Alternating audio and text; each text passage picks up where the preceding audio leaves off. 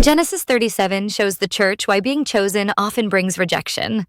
A teenager shares his dreams, his brothers burn with jealousy, and he ends up in a pit. Why does Genesis 37 open Joseph's story this way? Genesis 37 shifts the spotlight from Jacob to his son Joseph, and the drama begins right away.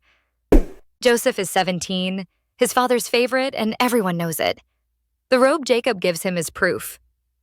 His brothers can't stand him, and then Joseph makes things worse by sharing his dreams.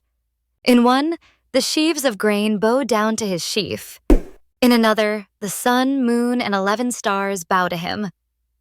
The meaning is clear, and the brothers boil with jealousy. I used to think Joseph was arrogant, but maybe he was just being honest. He really saw something from God, and that's a tension the bride of Christ, the church, still carries.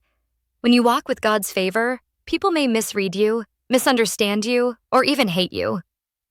Paul says in 2 Timothy chapter 3, verses 12, "Everyone who wants to live a godly life in Christ Jesus will be persecuted." Joseph's robe was visible, and so is the church's identity, and visibility often brings hostility. The brothers plot against him. At first, they want to kill him. Reuben persuades them to throw him into a cistern instead. Judah suggests selling him to traders. In the end, Joseph is stripped of his robe, thrown in a pit, and sold for silver. Does that sound familiar? Stripped, betrayed, sold for silver.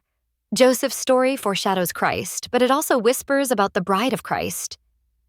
The church, too, is often misunderstood, stripped of honor, pushed into pits, and treated as worthless by the world.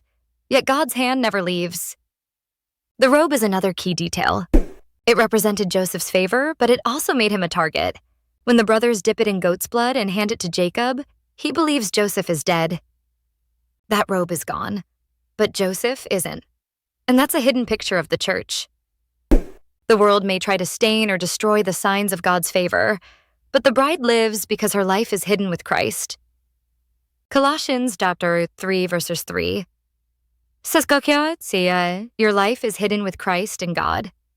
The robe could be destroyed, but the dream couldn't. Genesis 37 doesn't tie everything up neatly. Joseph ends the chapter enslaved in Egypt. From the outside, the dream looks dead, but this is where God begins the long arc of redemption. For the bride of Christ, it's a reminder. The pit isn't the end. The betrayal isn't final.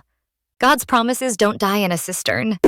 If you believe the bride of Christ can be stripped but not destroyed, betrayed but not abandoned, then put the word dream in the comments.